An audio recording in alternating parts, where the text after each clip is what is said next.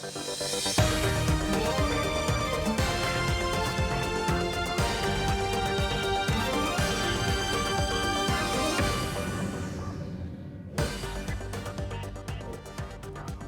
ambassador confirms the support of his government to peace efforts in Yemen.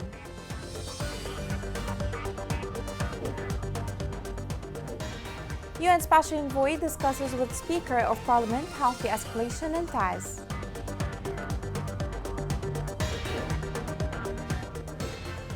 The United Nations raises alarm on the threat of safer tanker on Yemen's coasts.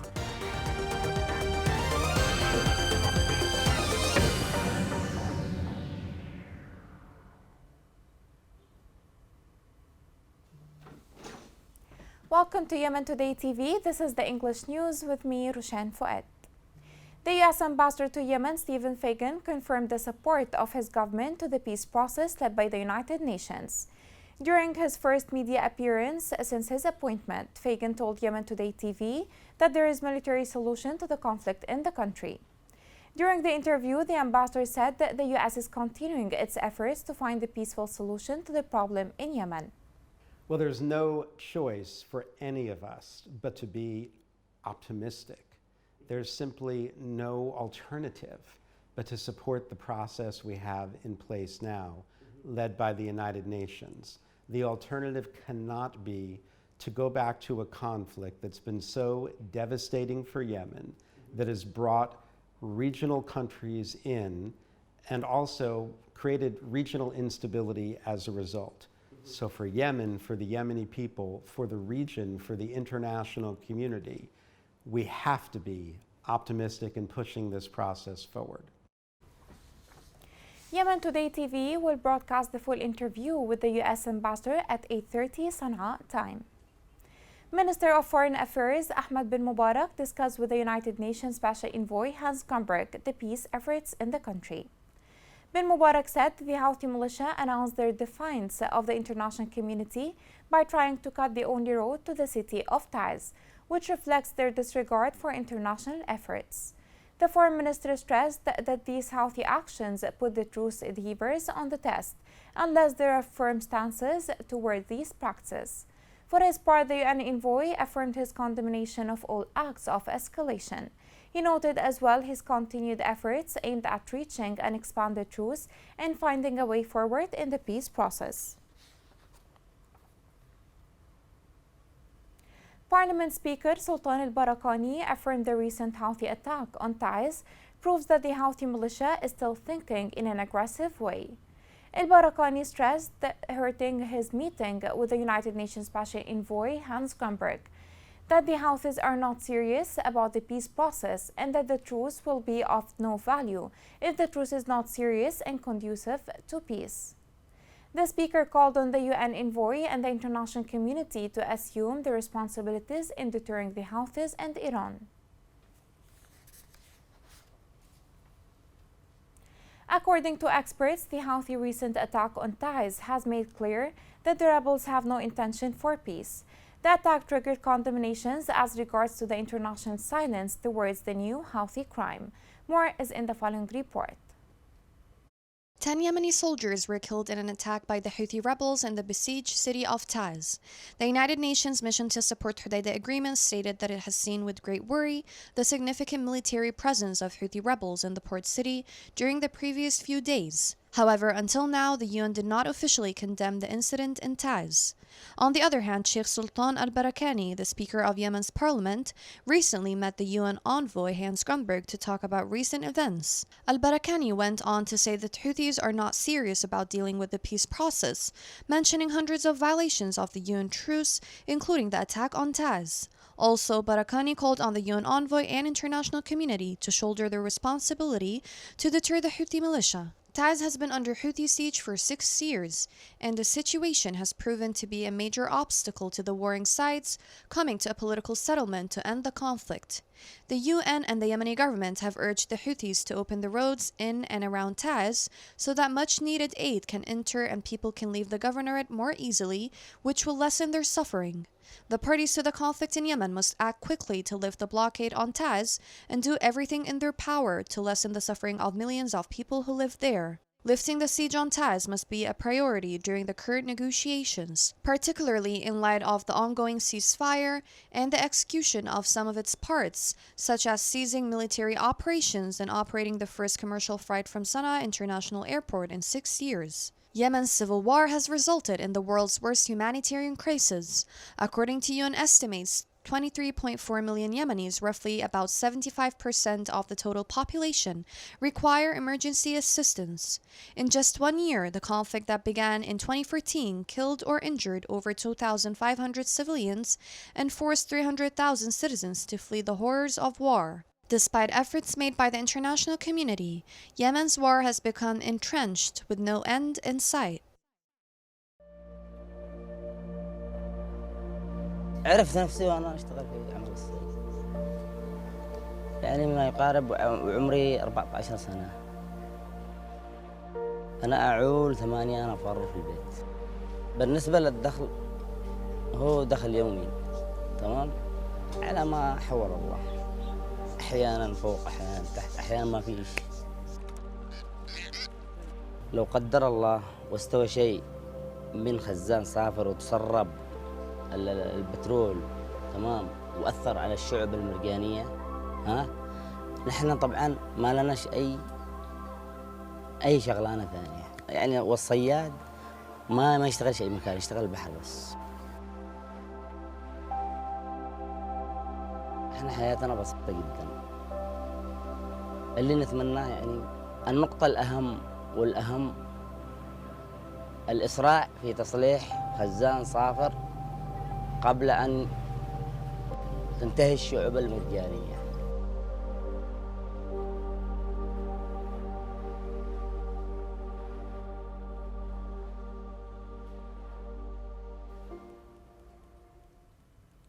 The United Nations sounded the alarm to raise $40 million to complete the amount needed to prevent a disaster from safer oil tanker. He warned that the oil tanker may sink off the coast of Yemen and an oil spill would cost $20 billion to clean up. More is in the following report. The United Nations appealed for the last $14 million needed to prevent a striking oil tanker from triggering a disaster of Yemen that could cost $20 billion to clean up operation. The decaying 45-year-old sulfur oil tanker, long used as a floating storage platform and now abandoned of the Yemeni port of Hodeida, hasn't been surfaced since Yemen was plunged into war more than 7 years ago. If it breaks up, the United Nations warned it could unleash a potentially catastrophic spill in the Red Sea. United Nations Communications Advisor for the Humanitarian Coordinator said that less than $14 million is now needed to reach the $18 million target to start the emergency operation to transfer oil from the safer tanker to a safe vessel. He also expressed his concern that if the sulfur tanker continues to decay, it could break up or explode at any time, warning that sulfur is a ticking time bomb. The ship contains 1.1 million barrels of oil.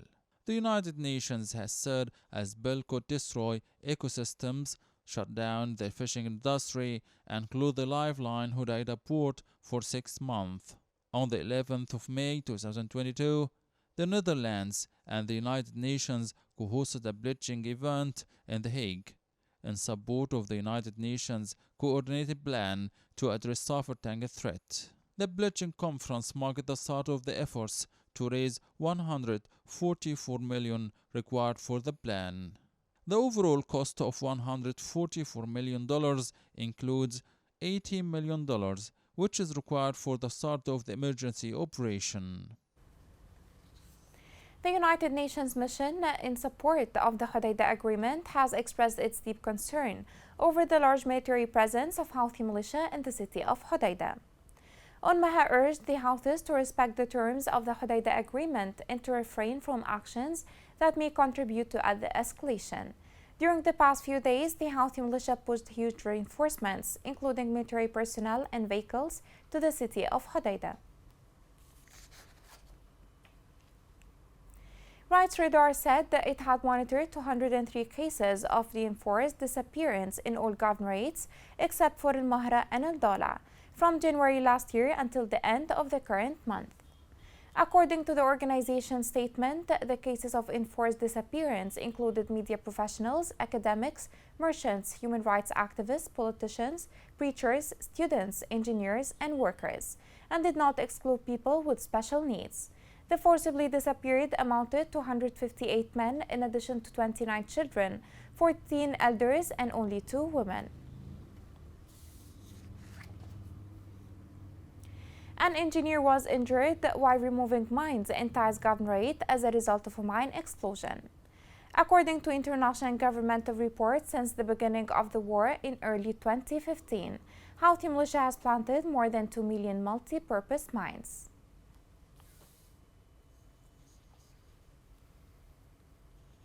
Coming next.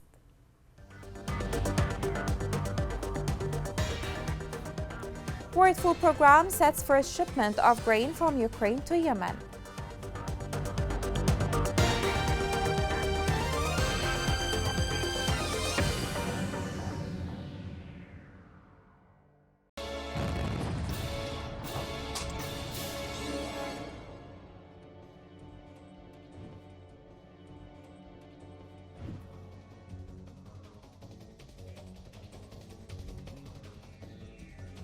أقول لك راحت بالغداء لأهلها شلت الغداء وراحت بالأهلها في المزرعة. والمزرعة ركبت على حمار ما حتى نص المزرعة وانفجر فيها اللغم، دعست على اللغم وانفجر فيهم. الحمار انتهى ما ترفت بقعت رجليها كامل. نغير منها نغير الشبعة للبنت سابها من دور رجليها لما صافناها طبية أقرب طبية وصافناها لهنا بطلت رجليها كامل. قلت أزود هلي وقابل لي لعام وطبعته تحت الزواية.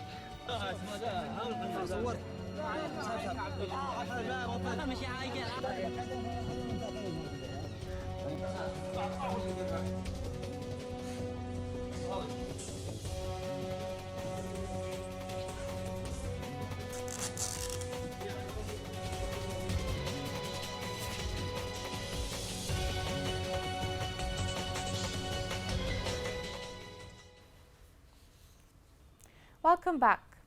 UNESCO representative to the Arab Gulf states and Yemen revealed the largest project of the organization to the restoration of ancient buildings in Yemen. He explained that the project, that is supported by the European Union at a cost of 20 million euros, aims in its second phase to restore historical buildings in 8 Yemeni governorates. He said the second phase aims to revive the creative and cultural industries in order to provide livelihoods for youth and communities.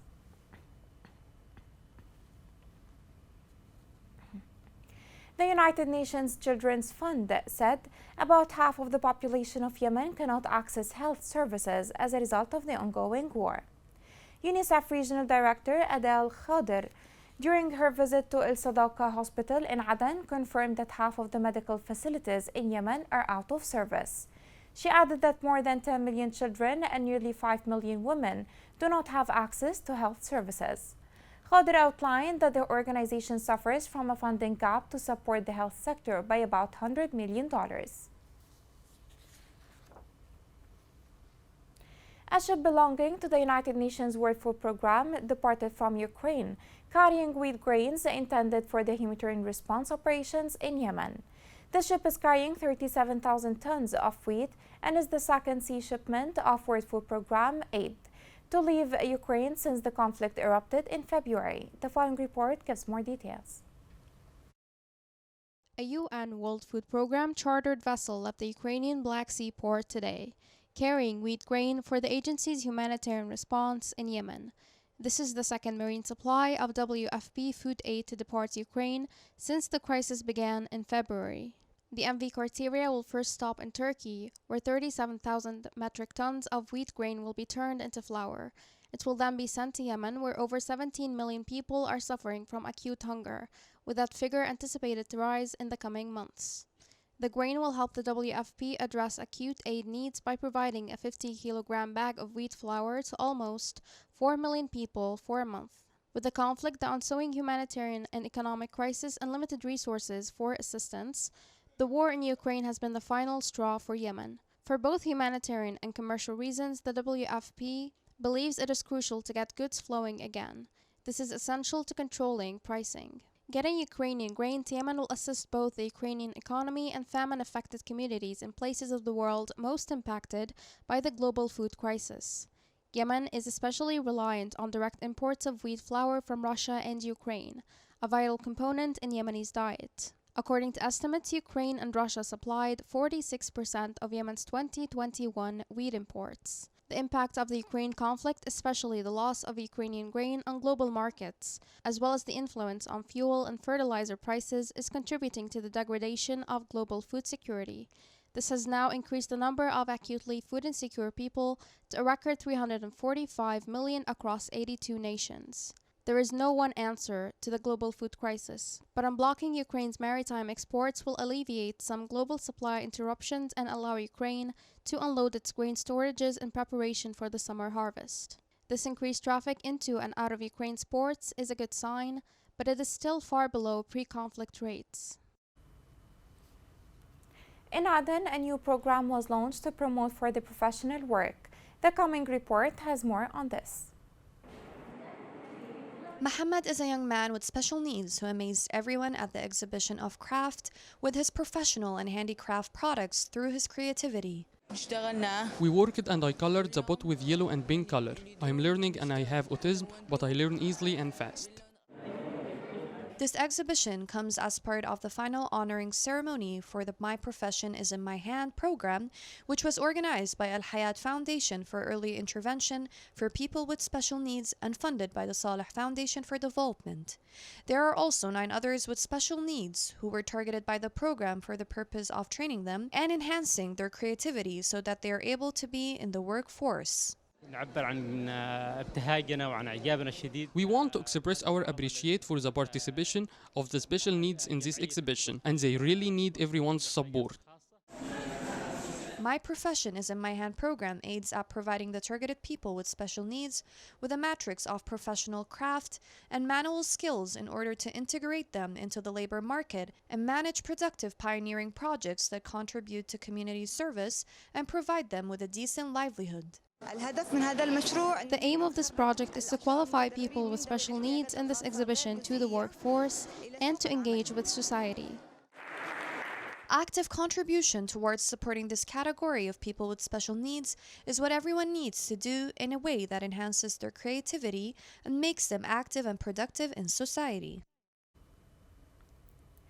Yemen is facing one of the worst humanitarian crises in the world.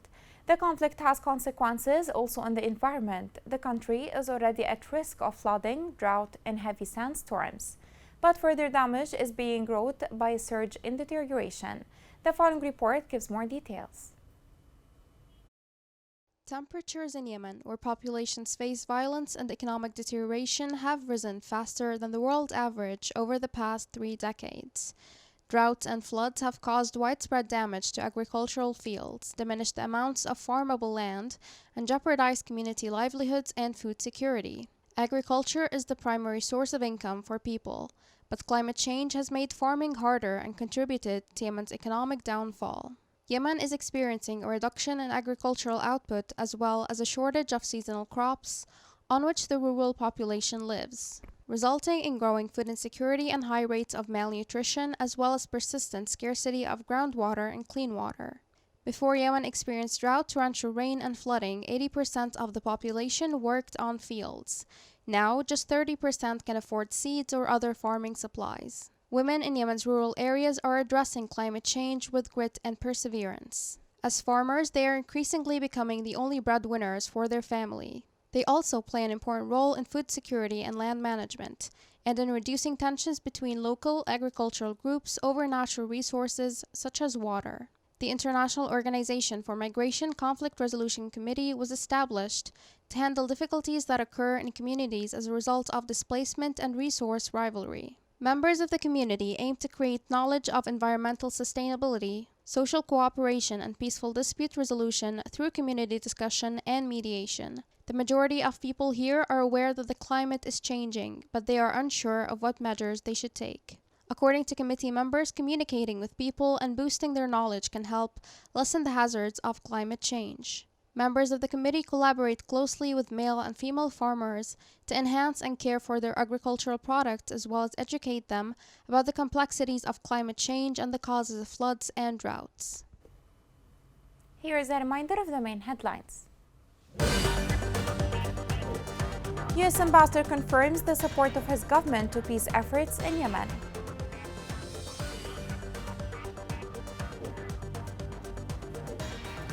UN Special Envoy discusses with Speaker of Parliament Houthi escalation in Taiz.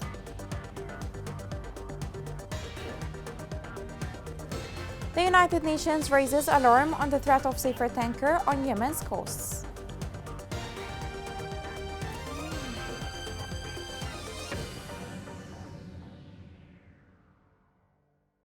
It was Roshan Fouad. Thank you for watching.